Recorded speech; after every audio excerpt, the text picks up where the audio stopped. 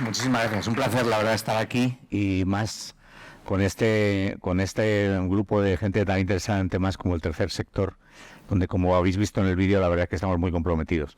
Yo quería hacer una breve introducción sobre cuál es la tendencia que estamos viendo en inteligencia artificial generativa. Es decir, hacer, si queréis, un enfoque corto pero pragmático al mismo tiempo y contaros un poco las áreas donde estamos viendo de aplicación, ¿no?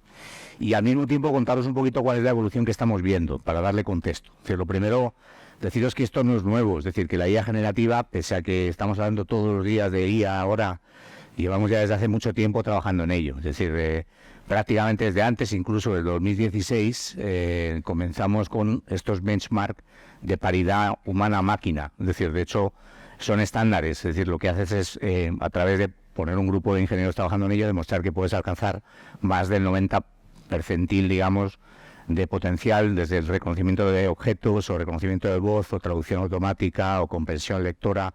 Son test muy específicos donde fuimos alcanzando uno por uno cada uno de esos benchmark. Desde el 2017 creamos la oficina de IA responsable. Es decir, en el primer momento en que empezamos a trabajar con reconocimiento de objetos, de hecho esto fue una colaboración con la ONCE. En el 2017 ya creamos esa oficina donde básicamente decíamos, espera un momento, vamos a crear un equipo de gente que mire y vele por cómo los algoritmos se comportan, cómo procuramos que no tengan sesgo. Y esa oficina, que ha ido evolucionando cada vez más, llega a tener ahora miles de personas trabajando en lo que es una IA responsable, hasta el punto donde ahora, cuando estamos trabajando con la Unión Europea o el Instituto Nacional de Estándares de Estados Unidos, estamos ayudando a definir ese tipo de estándares para estar seguro que la IA es segura, ¿no?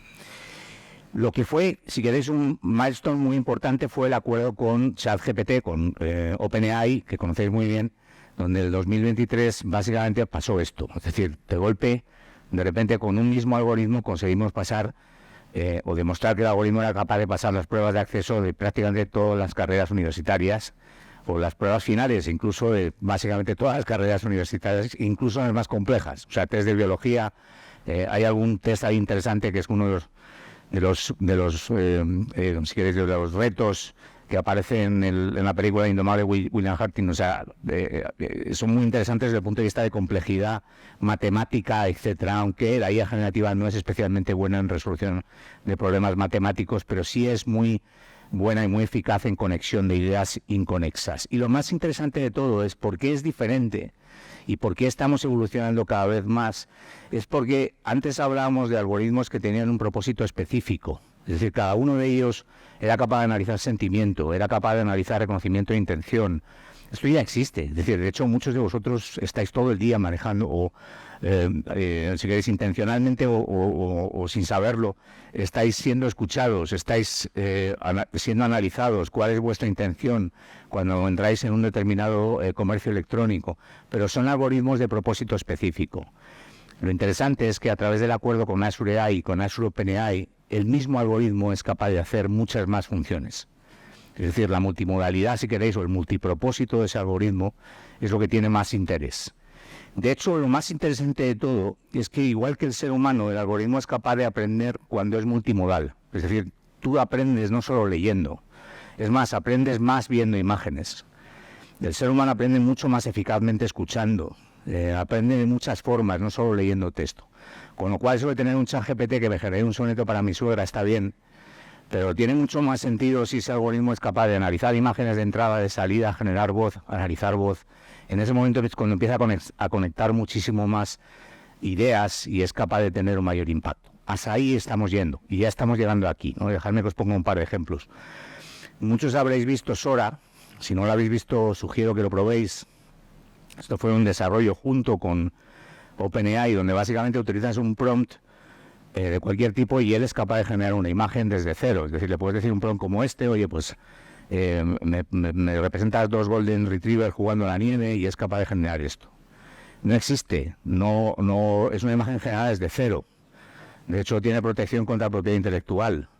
Pero lo interesante es que es capaz, si os fijáis, incluso de representar leyes físicas, la gravedad de los copos de nieve, el movimiento. Es impresionante las posibilidades que puede ofrecer. Empezar a conectar ideas. Las posibilidades que puede ofrecer también desde el punto de vista de ayuda a personas con discapacidad puede ser impresionante, ¿no? O vas a uno que fue algo que anunciamos hace 3 semanas ya, con Microsoft Research, donde básicamente generas una foto de una persona que no existe, generada con Dalí, esa persona no existe. Lo que haces es ponerle una voz y automáticamente te crea... You can imagine I have a lot of questions. So I'd love to begin with you firstly, just because I read that you started out in advertising de los labios, and now you run a wellness business. movimiento de los ojos, y la persona no existe. Es decir, las posibilidades que tiene es brutal, la multimodalidad que puede ofrecer es enorme. Si habéis visto GPT-4 conocido familiarmente como Gepetto, es capaz de entender una fotografía y de crear todo tipo de conversaciones, ¿no? Ayer hicimos, o antes de ayer me parece que lo lanzamos con OpenAI. De las posibilidades que puede tener esto son imparables. Yo creo que la limitación está en la imaginación de cómo podemos ayudar. Y hablando de ayudar, estamos hablando con más de 53.000 compañías a nivel mundial utilizando esta tecnología. De hecho, si represento en este cuadrante en horizontal cómo están industrializando el uso de IA, y esto aplicarlo al tercer sector también, lo más interesante es no cómo haces un caso de uso, sino cómo eres capaz de hacer 20 casos de uso, industrializarlo y economizar en la forma de implementarlo, y el time to market fundamentalmente es clave aquí, pero también cómo eres capaz de entender cuál es tu madurez desde el punto de vista de propósito, organización, proceso, digamos, captar obviamente contribuyentes a la non-profit, entender cuál es el impacto que estás teniendo. O sea, la verticalidad, si queréis, en este cuadrante es cuál es la madurez desde el punto de vista de negocio. La IA no tiene ningún sentido si no hay un propósito de negocio, y tiene que haber un propósito de eficiencia y de proceso y de impacto. No es un problema tecnológico, es un problema cultural. Es la primera vez que una tecnología no tiene un impacto tecnológico, y cuanto más oigo hablar de tecnología, más me salen sarpullidos. Olvídate, no es cuestión de buscar soluciones, es cuestión de buscar problemas, ¿no? De hecho, por primera vez estamos hablando de que no vamos a tener que hablar con las aplicaciones, van a hablar con nosotros. Eso es lo interesante. Entonces, las posibilidades que puede ofrecer son brutales, obviamente. Y estamos hablando también de retornos de inversión. Es decir, en todos los casos, en esto que llamamos el año 2 de la IA generativa, no estamos ya en el año 1, no estamos en el año del turismo tecnológico, turismo de IA, donde el año pasado muchos estábamos haciendo pruebas de concepto, muchos clientes y muchas empresas del tercer sector también. Ahora están hablando de, oye, ¿y cómo hago esto para mejorar mis procesos? ¿Cómo hago esto para ser más eficiente, para tener más impacto, para ayudar más, para captar más clientes, dicho de alguna manera, ¿no? Y estamos viendo retornos de inversión por encima del 200% en la mayoría de los casos. Estamos viendo payback de estos proyectos en horizontes de tiempo de 3, 5, 7 meses máximo. Proyectos tan complejos como el SERMAS para la detección de enfermedades infantiles y ayuda a los médicos fue un proyecto que se implementó desde ideación a puesta en producción en 2 meses y medio. Entonces, para que os hagáis una idea, esto va muy rápido, va tremendamente rápido, ¿no? Y la oportunidad que tenemos todos para mejorar son enormes, ¿no? Y hablando de mejorar, vamos a hablar un poco de problemas, ¿no? Y fundamentalmente hay 3 problemas muy grandes que os enfrentáis, y no os voy a contar los problemas que ya conocéis muy bien como entidades sin ánimo de lucro, ¿no? Lo primero, el volumen de donaciones disminuye a un ritmo de 10% interanual. El segundo, el 57% de los profesionales fundraising están muy preocupados por encontrar nuevos donantes. Es difícil encontrarlo, es muy complicado detectar cuál es la persona y el perfil adecuado. Y el tercero es el 33% de las organizaciones sin ánimo de lucro no encuentran el talento necesario para su organización. O sea, es difícil encontrar gente que realmente tenga un impacto en negocio y realmente que tenga un propósito. Creo que tenéis cierta ventaja competitiva, y es que el valor que ofrecéis y el salario emocional que ofrecéis es bastante más alto que el de muchas organizaciones, incluida la nuestra, ¿no? Pero aún así es difícil encontrar talento, ¿no? Entonces, me gustaría tocar esos 3 ejes y conectarlo con la primera parte, es decir, cómo la IA puede precisamente tocar esas 3 áreas, ¿no? Desde gestionar socios, donantes y beneficiarios, hasta aumentar la eficiencia y eficacia, hasta conectar con los grupos de interés, ¿no? Y empezamos, si queréis, por la primera parte, y es, quizá una de las mayores preguntas que tenemos es, oye, ¿cómo hacéis para observar datos? ¿Cómo hacéis para saber cómo estáis, cuál es vuestro rendimiento, cuál es el performance, cuál es el impacto que estamos teniendo, ¿no? A esto se le llama observabilidad. Es lo que fundamentalmente Gartner decía, que el 70% de las organizaciones que apliquen con éxito esta observabilidad, incluyendo el tercer sector, obviamente van a ser mucho más, van a crecer muchísimo más, van a tener un mayor impacto, ¿no? Y dejadme poneros un ejemplo. El concepto que estamos aplicando es el de copilot, es decir, que tú puedas hablar con las aplicaciones, ¿no? Como veis, en este caso lo que estoy haciendo es abrir directamente una aplicación con copilot y decirle, oye, quiero que me crees una página con el desglose de empresa, sector, provincia, cargo y un mapa. Y automáticamente que sea capaz de generarme la información necesaria. En este caso es un ejemplo que yo apliqué a un evento que hicimos recientemente, donde dije que iba a hacer un análisis de cuántos han venido por sector, etcétera, cuántos han venido por localización geográfica, pero continúo hablando con Copilot. O sea, fijaros que lo que estoy haciendo es hablar con la aplicación, no estoy codificando, no estoy entrando en definir, de hecho no sé utilizarlo. Básicamente lo que hago es hablar con ella, ¿no? Entonces, esto nos puede ahorrar muchísimo tiempo desde el punto de vista de conectar con los donantes, saber en cada momento cómo vamos a conectar con nuestros potenciales clientes, ¿no? La segunda parte es cómo hacemos para que la IA generativa nos ayude en todo lo que tiene que ver con ventas. O sea, al final hacéis ventas, conseguís un impacto en ventas, ¿no? Y realmente estamos viendo que la IA generativa puede ayudar a optimizar procesos de venta radicalmente. De hecho, estamos trabajando con, probablemente sea el área más frecuente en Contact Center, es donde más estamos trabajando. Es decir, podemos optimizar incluso un 45% de la productividad de una persona que está delante de un teléfono escuchando a un posible donante, digamos, para una de vuestras empresas, ¿no? Si esa persona puede estar más tiempo contactando clientes, más tiempo vendiendo la propuesta de valor, obviamente va a ser muchísimo más productivo. Como lo tengáis delante de la pantalla haciendo un proceso burocrático, estamos totalmente perdidos. Y la idea no es quitar esa persona, es darle a esa persona más tiempo de interacción donde ejerza la empatía y donde se quite procesos que son una deuda digital que no tienen ningún valor y son tareas completamente rutinarias. Dejadme poneros un ejemplo. En la parte de abajo de esta pantalla, lo que estamos viendo es un cliente que le manda un mail, un posible donante, le manda un mail a uno de vuestros empleados y le dice, oye, estoy interesado, por ejemplo, en esta non-profit. Ahí habla de una máquina de café, pero podemos aplicar exactamente el mismo ejemplo. Lo que hace la persona es abrir el copiloto directamente, y en este caso el copiloto lo que hace es, le escribe una respuesta. O sea, básicamente le escribe un mail de borrador donde le dice, oye, te propongo que escribas esta respuesta, ha accedido al CRM, ha accedido al sistema, ha accedido a toda la inteligencia de negocio y le escribe directamente un borrador para que yo luego lo personalice. Como me ha hablado de que se ha ido en viaje a Italia, digo, oye, ¿qué tal el viaje a Italia, no? Pero básicamente me acabo de ahorrar 10 minutos, 15 minutos. Este otro caso es muy típico. Estamos teniendo una call, una llamada por Teams, y automáticamente el copiloto lo que está haciendo es escribirme la transcripción de la llamada. E incluso el mail que yo debería enviar al cliente para darle seguimiento a la llamada. Meter esto en un contact center o en cualquiera de vuestros agentes o empleados y multiplicarlo por 100 y la optimización de tiempo que podemos ganar es bestial. O sea, las posibilidades son muy grandes desde este punto de vista, ¿no? Vamos al área, si queréis, más bien de empleados, es decir, la parte interna, ¿no? Y ahí yo creo que sería bueno ponerme como ejemplo. Es decir, yo uso todos los días Copilot. Es decir, prácticamente esto lo hice hace, no sé si fueron ya 4 meses, donde dije, oye, me voy a autoauditar. Y voy a ver cómo cada día, cada minuto, utilizo la inteligencia artificial y os sugiero que hagáis esto también, porque no me canso de decir, basta de hablar de la IA, hay que hablar con la IA. Ya no es un concepto esotérico, es un concepto que tenemos que acostumbrarnos a utilizar todos los días, acostumbrarnos a saber preguntar, a ser incisivo, a entender el contexto y a saber cómo te va a dar mucho más valor, ¿no?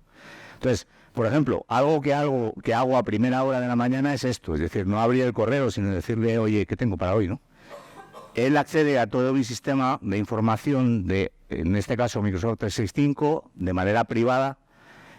No comparto nada con información externa, de manera protegida, por lo tanto. Y él me está diciendo, como veis ahí, oye, pues incluso le digo, oye, dame más contexto para esta reunión y cómo la preparo. Y dame más información sobre esto. Es decir, se establece un diálogo, si queréis, prácticamente todos los días, donde consigo llegar a puntos de mayor detalle. Muchas veces lo que digo, oye, dame más contexto sobre este cliente, o dame más contexto sobre esta non-profit, a qué se dedica, cuáles son las últimas noticias, qué ha hecho, qué más hace, qué puedo preguntarle, qué puede ser interesante. Este diálogo es algo al que todos nos tenemos que acostumbrar, ¿no? Tenemos múltiples ejemplos más, ¿no? Pero incluso este me gusta mucho también, es decir, oye, he tomado notas en una reunión con OneNote, quiero que me generes una propuesta en Word. No tengo por qué abrir y generar la propuesta. Directamente la IA generativa es capaz de hacer cosas. Es decir, no solo está dándome información, sino a su vez estoy automatizando tareas, como veis, ¿no? O incluso decir, oye, a través de este documento Word, genérame una PowerPoint. Y me genera un borrador de lo que podría ser la presentación para que luego la pueda utilizar. Pero como veis, le estoy preguntando sugerencias, le estoy diciendo, ¿qué más puedo meter aquí? ¿Qué se te ocurre? ¿Qué más harías? Se establece un diálogo con las aplicaciones que estamos incluyendo de manera natural, ¿no? Cada vez más estamos viendo organizaciones adoptando a escala el concepto de copilot, haciendo que todos los empleados, y básicamente os pongo un reto, nunca contratasteis a vuestros empleados con conocimiento de IA, nunca, ninguno, nadie. Podéis tener talento oculto en cualquier parte de la organización, en cualquier nivel. De hecho, estamos viendo que no necesariamente gente de menor de 45 años son los mejores. Es más, los de más de 45 años saben preguntar mejor. Hemos hecho incluso un análisis por baby boomer, generación X, millennial, como yo, otro tipo de... Y el talento está oculto en cualquier sitio. O sea, lo interesante es ver cómo creas una cultura diferente. De hecho, estamos creando librerías de prompt para que las organizaciones puedan compartir preguntas. Y dice, ¿os habéis dado cuenta que me puedes preguntar esto y te dice esto? Que me acabo de ahorrar una hora. Entonces, todo esto crea una cultura, si queréis, de mejora continua como jamás habíamos podido hacer. Es decir, esto es, prácticamente si lo pensáis, pocas veces la humanidad tiene la oportunidad de enfrentarse a algo tan relevante desde el punto de vista de gestión del cambio, ¿no? Este me encanta. Sí, la killer app, si queréis, es la presencia. Si puedes estar en dos sitios a la vez, sería increíble, ¿no? Entonces ahora podemos ir a una reunión, no ir o seguirla. Entonces si la sigues, en este caso estoy siguiendo un chat de Teams, básicamente lo que le estoy preguntando al copiloto que han dicho. Este es un chat real que tenemos con un montón de ingenieros que dicen muchas cosas pero nunca toman decisiones. Entonces le pregunta al copiloto, oye, ¿han decidido algo últimamente? Entonces pues, dice, sí, han decidido cosas. Fíjate, estamos hablando ahí de un tema de lenguaje de signos que vamos a hacer y tal y cual. Y es interesante ver, yo de vez en cuando le pregunto al copiloto, porque siguen hablando todos los días y no estoy metido en la conversación, pero ese resumen la verdad que vale su peso en oro. Yo estoy ahorrando 4,5 horas a la semana. Hace tiempo que no me audito, probablemente estén más. No trabajo 4,5 horas menos. Pero veo más gente en 3 dimensiones, o sea, veo más tiempo células que LEDs. Es un poco friki la metáfora, pero es verdad. Es decir, no estoy más tiempo delante de un PC. Estoy más tiempo delante de gente, que es lo interesante. Es decir, el tiempo en el cual estoy delante de un PC o de un móvil me queman las manos. Quiero estar poco tiempo. Es decir, quiero que me diga exactamente lo que quiero. Y ese es el punto, la exigencia de hablar, hacer que la aplicación hable contigo. No estar como un idiota, perdón, trabajando con las aplicaciones como si fuesen calculadores de los años 70. Porque de hecho es así. Todo el sistema sanitario, el sistema judicial, seguimos trabajando con los sistemas como si fuesen calculadoras de los 70. En lugar de hacer que esas aplicaciones por fin empiecen a hablar con nosotros, ¿no? Imaginaos el impacto que puede tener esto en el tercer sector. Y voy a terminar, no me centro solo en las posibilidades que puede ofrecer desde el punto de vista de eficiencia. Una de las grandes bondades que tiene la IA es el brainstorming, es la creatividad. La bondad que tiene la IA es conectar cosas que jamás seríamos capaces de conectar. Si veis esas dos fotografías, me parecen muy interesantes. ¿Qué conexión tiene una bicicleta con el vuelo de los pájaros? Pues ninguna, ¿no? Pues los hermanos Wright dijeron, coño, pues a lo mejor conecta, y crearon la aviación. Si miráis el test que hace GPT-4, hay un test que se llama el Alternative Use Test. Si ahora os digo, oye, pensad ahora mismo y darme 20 casos de uso de un cepillo de dientes. El ser humano más o menos es capaz de darte unos 10, máximo. Obviamente, tienes que poner un tiempo, os digo un minuto. El GPT-4 es capaz de poner 122. Ahora incluso lo hemos superado. Es decir, es bueno dando muchas ideas. Es bueno creando nuevas ideas inconexas. Es decir, a partir de ahora muy probablemente invitéis a un cuarto o un quinto invitado a vuestras sesiones de brainstorming, que es Copilot. De hecho, ya lo estamos haciendo. Estamos diciendo, oye, que venga Copilot, porque lo mismo nos dice algo que nosotros no hemos sido capaces de ver. Eso es lo interesante. Estamos viéndolo en investigación científica, estamos viéndolo en medicina, estamos viendo en sostenibilidad. Las posibilidades que puede ofrecer es brutal desde el punto de vista de conexión de ideas inconexas. Rápidamente, 5 pilares para la adopción de IA. Es decir, esto siempre me gusta contarlo desde el punto de vista de una película. O sea, es una película de 5 actores principales. No puede haber un secundario, o no puede haber un malvado, o no puede haber un héroe. No hay un héroe, de hecho, son 5 héroes. Si lo primero es el patronato o la dirección general. Tiene que estar aquí. Si no está, olvídate, se transforma en un tema de turismo de IA. Si no lo sponsorizáis directamente desde el máximo nivel, no lo hagáis, no merece la pena. El segundo es la estrategia de tecnología. Tiene que haber alguien que entienda cómo se hace, cómo lo podemos hacer, qué posibilidades hay, qué tecnología usamos. Muy probablemente haya alguien que sea experto en inteligencia artificial, que puede reportarle al director de tecnología, pero tiene que haber alguien que sepa algo y que entienda cuán caro puede salir esto, cómo lo hacemos más barato, qué utilizamos, cómo no matamos moscas a cañonazos, cómo no utilizamos GPT-4 para una cosa que se podría utilizar perfectamente Phi 3 o algo mucho más simple, open source, sin gastarte tanto dinero. La organización y cultura es clave. Ese no puede ser el malvado que sale al final. Tiene que estar desde el principio. Esto es un cambio cultural, recordar. La gente va a tener miedo. La gente va a decir, me escuchan, me van a robar la información, nos van a echar a todos. Todas las empresas que han adoptado y han contratado más gente, pero nos van a echar a todos, ¿no? O sea, siempre es un poco... En la época del PC muchos dijimos, van a echar a todo el mundo. Fue la ola de generación de empleo más grande de la historia, pero nos iban a echar a todos, ¿no? Y por último, la gobernanza de la IA. Tiene que haber alguien que vele por la parte de responsabilidad ética, la parte legal, es fundamental. No puede ser el malvado que salga al final de la película. Por eso digo, son 5 héroes y tienen que estar ahí si queréis abordar un proyecto.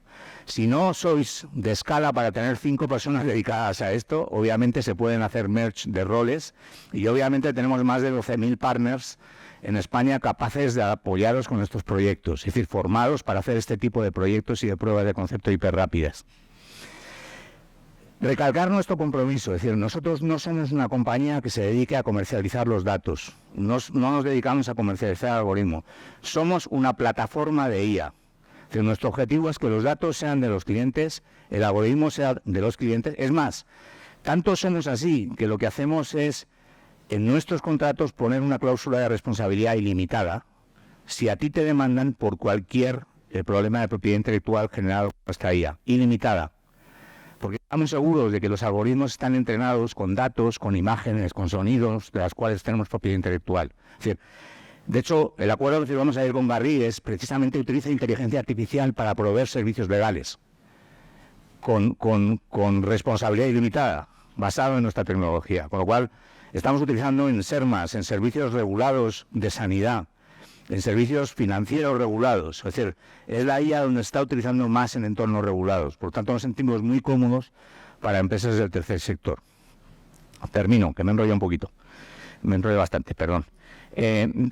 Os dejo con esta idea, que me parece interesante y yo creo que es un momento muy importante para reflexionar en ello.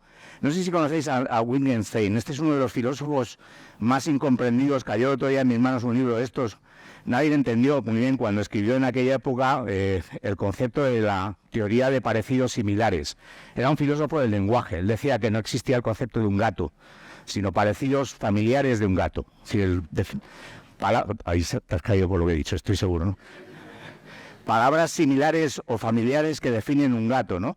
Este señor, desde hace, en el 1800 más o menos, 1920 más o menos aproximadamente, cuando escribió ese tratado, estaba siendo uno de los pioneros en inteligencia artificial, porque fundamentalmente ese es el concepto.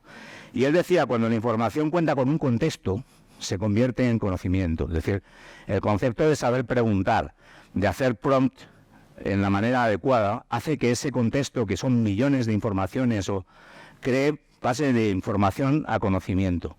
Pero también decía, cuando el conocimiento impone principios, se convierte en sabiduría. Y esa es la parte fundamental. Es decir, los principios éticos de la inteligencia artificial, hasta dónde vamos a poder llegar, dónde se puede aplicar y dónde no se debe aplicar, es fundamental. Por eso yo creo que esas dos líneas conectan muy bien con nuestra filosofía. Sin más os dejo, espero que podáis disfrutar del evento y que sea súper productivo, ¿vale? Muchísimas gracias.